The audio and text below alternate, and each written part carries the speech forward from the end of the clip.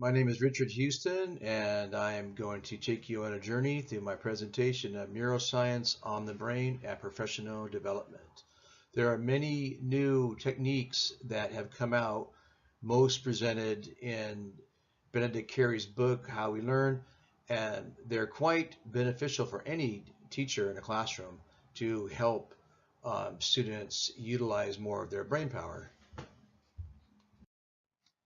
Henry Mowison had really bad epileptic seizures, and doctors in the 50s took out a part of his brain, which included the hippocampus, which does store a lot of memory.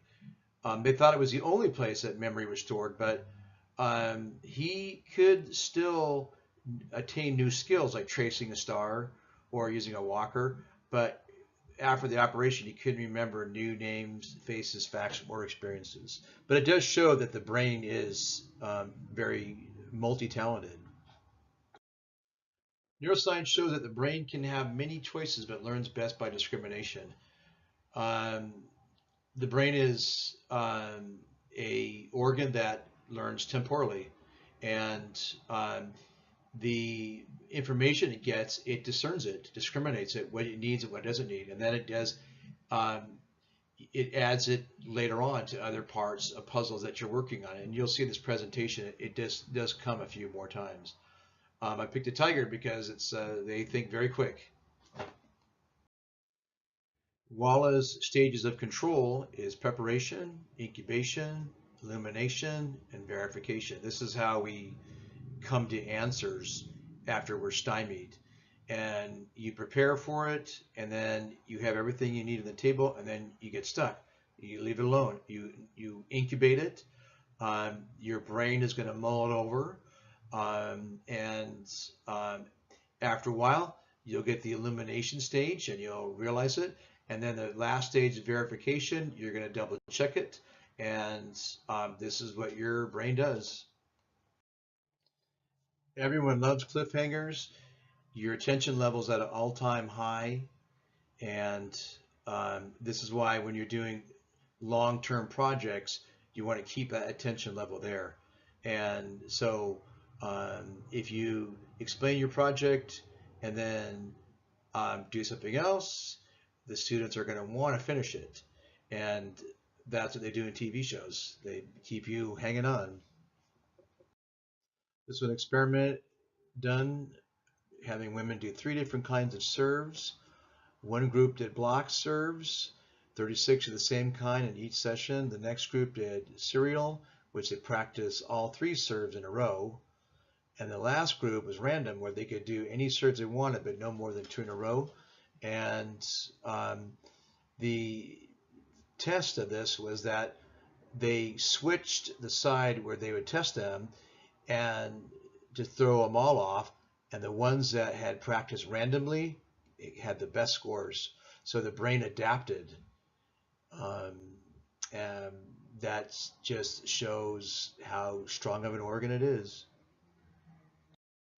A young college teacher was not satisfied with critiques by her students, and so she felt that they needed more incubation time to dissect scholarly articles. And so she then made them write in journals, and they had to answer questions like, was this expert consistent in his or her opinions? And then they had to respond like a scholarly critic. And then so as a result, they took an expert persona, an authoritative presence capable of contributing to the scholarly exchange. So she basically molded them into scholarly critiquers. Interleaving mixes related but distinct material during study. So you just kind of jump around. And music teachers, they switch from scales to theory to pieces all at one time. And the brain is so prolific that it adapts. A scientist slash pilot wanted to see if beginning pilots could read flight gauges like a reflex, because that's what flying basically is. And he found out with this experiment, which is shown here, that you could actually learn on the positioning of your airplane by glancing at all these 6 dials. And it worked. And other fields like dermatology and science, it's also helpful in those where you can identify skin lesions and rashes by like a chart similar to this, as well as chemical bonds between molecules. So to be right away, when you are trained this way, it's easier to read the context of the situation. These PLMs are very helpful. I know there's a few that I'm going to do in my classroom. Um, and people just don't even realize that you do learn better in mixed study when you mix it up for the brain. Um, and this um, study by Cornell and Bork shows that. A panel of psychologists got together to benefit education, and they said that practice testing and distributed practice receives the highest marks to benefit learners. These are these techniques that are in my presentation, such as PLMs and the random choosing of instruction.